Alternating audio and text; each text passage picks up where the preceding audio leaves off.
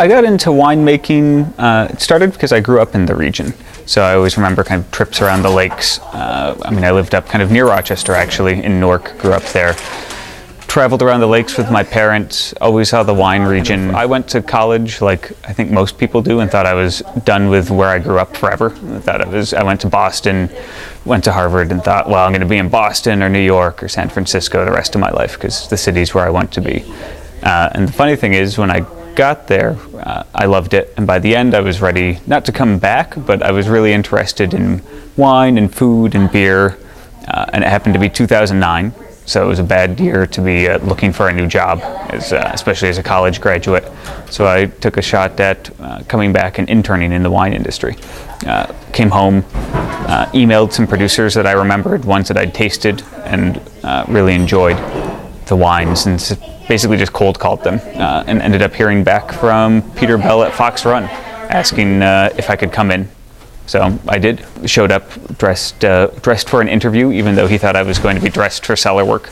So I had a nice button-up shirt and like nice pants and was out on the crush pad helping shovel grapes and shovel skins, and I think he thought I was done after that, and I just kept coming back. The best parts of my job are the creative parts. Winemaking is a nice mix of probably three different things. There's science, which I really enjoy. I always loved sort of the chemistry and biology side of things going through school, kind of growing up, and that's obviously kind of foundational to a lot of what happens both in the vineyard and in the winery, down in the cellar. But on top of the science, there's also a manual side to it, just the physical side of it is an agricultural job. There's a lot of moving things around, a lot of cleaning things. There's at times a frustrating amount of cleaning things, but it always keeps you on your toes. And by the end of the day, you're physically tired as well, which is a nice feeling. It's not something I necessarily would have thought about missing, but it's nice to have. But then the best part is the creative parts, and that's using the science and using everything else to kind of come up with new ideas for wines, or trying to do something different that hasn't been done yet, or just do what we have been doing the best that we possibly can, or in a more efficient way, and really finding out every year what that's actually going to look like in the bottle. I came into the industry because I was fascinated by the most interesting wines that you could find.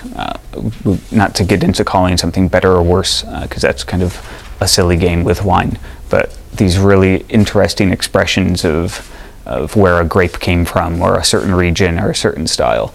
And I kind of came into it from that side as opposed to the commodity side, where you're looking at it more as the volume, and you're trying to manage your costs and really provide a good product at a great price. But it's a little bit different to be coming at it from the side of wanting to make the best wines you possibly can, in the sense of world-class wines that are getting raved about. And that's kind of where my interest in the industry came from, and that's kind of what I'm trying to chase, especially since there hasn't been that level of appreciation for Finger Lakes wines, and now we're starting to see that tide turn.